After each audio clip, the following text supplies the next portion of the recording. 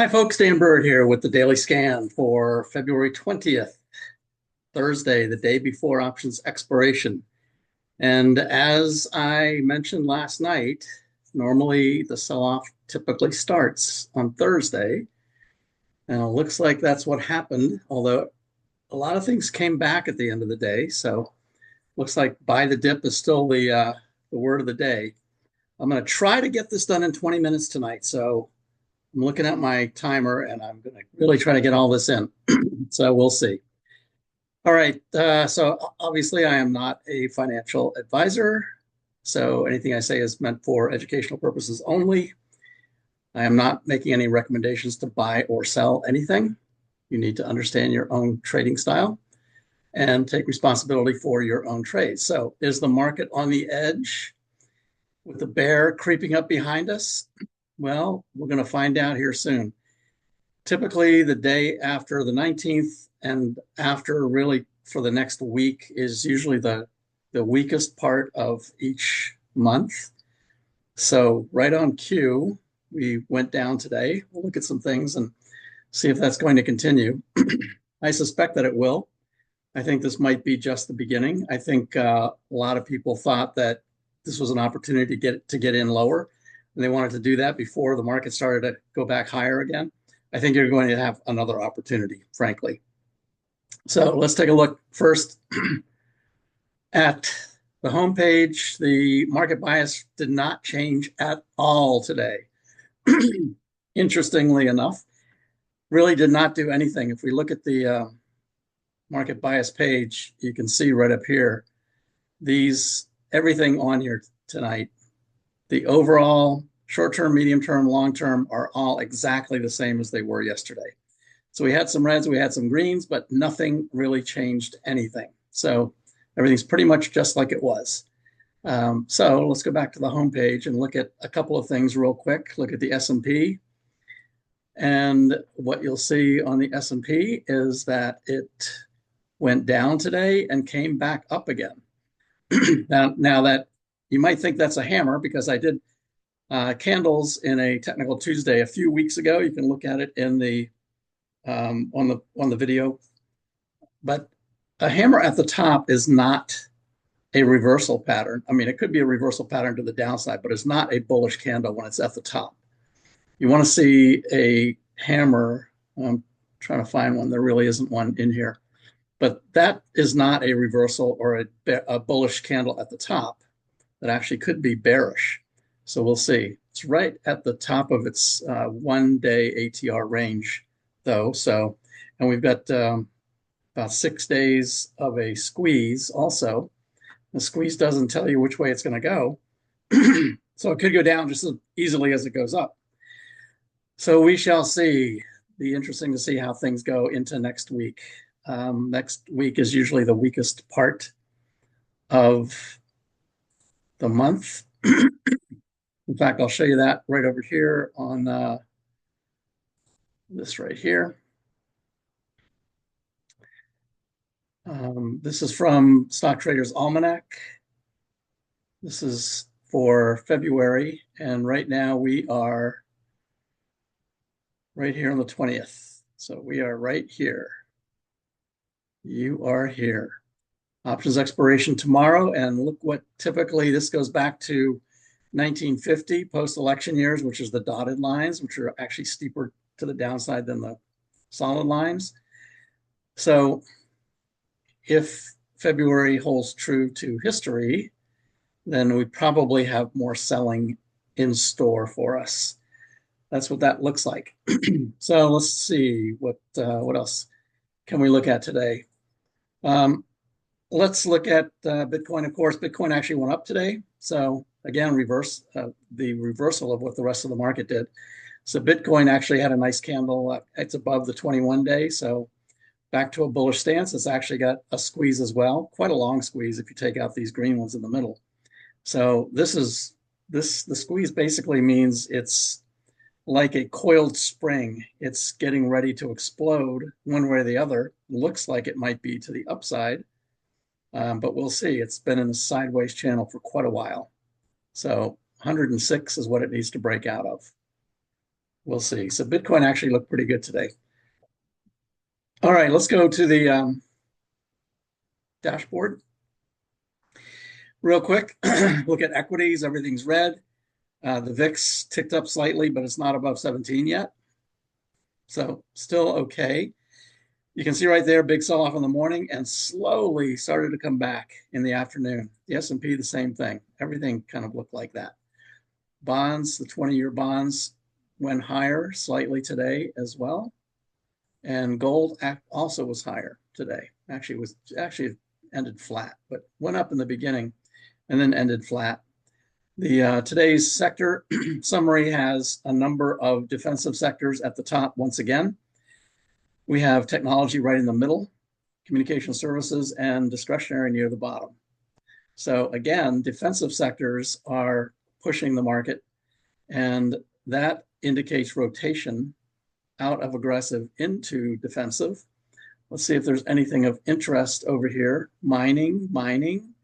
So that's going to help gold right there. Oil, insurance, home construction, interestingly, is in the top 10. Starting to make a comeback, perhaps. We'll take a look at that in a minute. Here's the top 10 of the top 10 lists. And all of these, I think, a number of these reported yesterday. Okay, Kingsoft. Let's look at the bottom. Those are the more interesting ones, I think. Here's Nancy Pelosi's trade. It looks like she's out. It looks like Nancy Pelosi sold. It's going down 10.5% today. Let's see what else we have. Walmart. Walmart actually reported yesterday, and looks like they had a miss.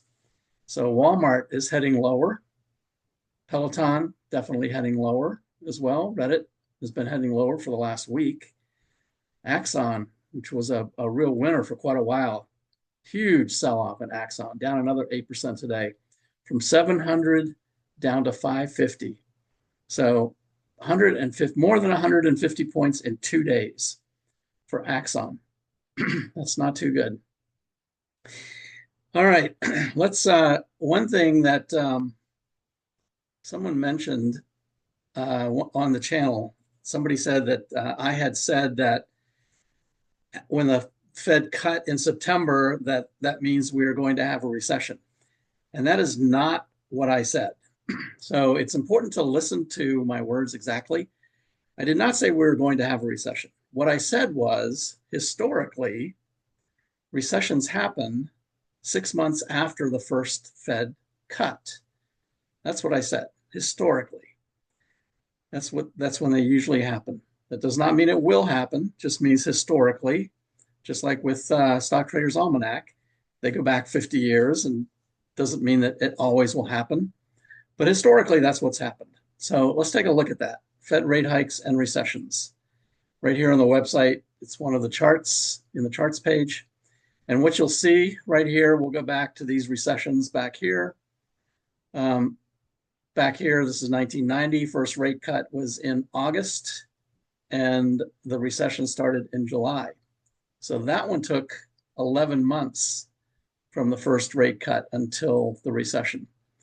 This one here in 2001 took 6 months from the first rate cut. Now, nobody expected, this is where the market was just coming off of a high right here. No one really expected the big crash that happened and the recession that followed when the Fed first started cutting. But sure enough, 6 months later, we had the recession. Here's the 2007, 2008 period with the financial crisis. This one here was about 4 months, I think, before we hit the recession. So first rate cut right there. This is the pink line. Now notice in the 90s, we didn't get a recession. So this is the secular bull market back here in the 90s. We had 2 rate cuts in the 90s that did not end up with a recession. We had one right here just before the pandemic. Nobody saw the pandemic coming, but we had a rate cut right there. And about 6 months later, we had a recession. Well, here's the rate cut that we just had. And we've got quite a few rate cuts now. So September, if you figure 6 months, it's going to put us right about March or next month, or maybe April, something like that. So that's typically when historically recessions typically happen. but that does not mean it will happen. And we are in a secular bull market, which a lot of times things like this can happen without a recession occurring. So we'll see. But I just want to make it clear that I did not say that it will happen because of the rate cut. What I said was historically that's what's happened. So we'll see. We'll take a look at it. Now on my recession watch area right here, the unemployment rate is another one to take a look at when it starts to spike, and it did start, but then it leveled off. And really 4.5% is what we have to watch to see if it'll go above that. Now we're going to have another unemployment rate report a week from tomorrow. So we'll see what that one looks like. But right now, the unemployment rate's been pretty tame. Jobs have been pretty tame. You can see right here, the rate cut, first rate cut is right here. So again, you can see the first rate cut right here, recession, recession, recession, recession. No recession yet. But this is number 2, the unemployment rate. And number 3 is the inverted yield curve, which typically happens before it. So the inverted rate curve, it's after the rate curve uninverts that recessions occur. So the uninversion happened here, and we had a recession. Uninversion happened here. This was 6 months to a recession. This one was 4 months to a recession. This one here was the rate curve uninverted around October. So again, just like the rate cuts puts it somewhere around March, April timeframe for a recession. But it's not in the picture right now. So because we are in a secular bull market, and because most of what's going on is just getting back to normal based on the 100-year pandemic, this time could be different. But all of that is right here in the recession watch. All of these charts, there's a closer look at the inverted yield curve. The inverted yield curve has been inverted for a historically long period of time. So it uninverted back here in August, actually, was the date. Right there in August is when it uninverted. And it's still above zero. So typically that that means a recession's coming, but it might not happen this time because of the 100-year pandemic. We're just trying to get back to normal. So interestingly, let's take real quick a look at, what did I say? Home builders had a good day today. Home construction right here. Let's look at the chart first. It had been doing pretty badly. Had a little bit of a bounce today. So that's just today. That doesn't really say much. It's going to have to get above the trend line and really above the 50-day moving average for it to really confirm an uptrend. But just for today, it looked pretty good. And now on the website, for those that are subscribers, you can now click on the little box right there, and you can get the stocks that are in that it did the best today. So there's today's MI Homes. DR Horton was up. Lennar was up. All these KB Homes was up. This is all for today. Pulte Group was up. Let's look at for a week and see which ones. So 1 week it's Century Communities, Meritage, Beazer Homes, DR Horton. Now you can see these are negative for the week still. So there's only 3 that are positive for the week, these up here. So they look like they might be the stronger ones. So anyway, that's home builders. All right, let me take a look at a couple of charts that I was asked about. I'm going to try to get it into my 20-minute deadline. Let's use this one. This is a daily and a weekly. So one is Omer, O-M-E-R. This is pharmaceuticals. On the daily chart, it looks pretty good. It actually pulled back. It started off going higher and then pulled back to where it opened on the daily chart today. But it's got a nice squeeze there. So this one looks like the squeeze might fire to the upside. So that's a coiled spring right there. Same thing over here on the weekly. The weekly actually looks pretty good too. It pulled back to the 21, and the green ADX is starting to move higher and just not quite above the 25 level, but looks like it's heading that way. So this one actually looks pretty good. This one might have some life in it. Not bad. All right, one more TENB, Tenable. Tenable does not look good at all. This is the daily. It is down significantly today with the rest of the market. The weekly is just going sideways. Big, huge, long, monster squeeze there on the weekly. But just based on the looks of this chart, it does not look too good. So this one actually might fire to the downside and have more downside ahead for it. I'll look at these on a different chart in a minute. SMR, it's another one, NuScale Power Corporation. Again, the daily is heading down. All of the indicators are the ADX, red ADX is above the green, but not on the weekly. On the weekly, it's just started a squeeze. But if this continues over here, then this could very well continue and fire to the downside. So it's sitting right at a very critical point right now. It could actually fire to the downside.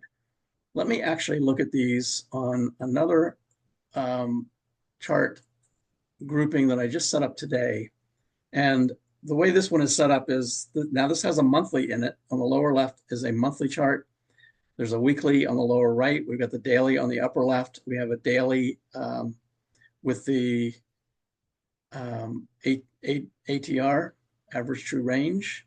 And then we have a 30-minute chart over here on the right side. So let's look at the same ones. Let's look at SMR. And now we have the advantage of looking at it on a longer term. So on the longer term, you can see that it has made a lower high on the weekly chart, but it looks okay on the monthly. On the very long term, it still looks okay. So it might hang in there. But you can see it's making lower highs and looks like a new lower low right now. So this likely is going to go down to about $16, I think. Which is right about where 1750 is where support is on the daily. So likely to go back down to 1750. Let's look at OMER on the same chart. So here's the monthly, looks really good. Monthly ADX is going up. The weekly looks pretty good as well. We can expand this out. So there's the weekly starting to move higher. So that looks okay. And on the daily looks like it's moving higher as well. Now today it pulled back, so we'll have to see if it can buck the trend, if the market's going to head down with options expiration coming tomorrow and max pain. So we'll see. Right now it's in a huge squeeze. Let's look at this again. Big daily squeeze. So that's a monster daily squeeze. So this one looks like it's trying to move higher. And that might be what happens. So this might be an opportunity with this one, OMER. It's going to probably hit resistance at about 12 and a quarter. And right now it's at about 950. So that's probably the range that you have on that one. All right. Let me look at this in a little different way. And for this, I'm just going to go back here and I'm going to look at BDX because there was a specific question asked about BDX regarding the 80 advanced decline line. So here's BDX. I talked about this the other day. I think Becton Dickinson does not look good. It's trying to recover. If it does keep going higher, then it's going to have a higher low. So that's a character change. So that's actually good. But everything else about it does not look good. It's below the zero line. The ADX is above 25, the red one.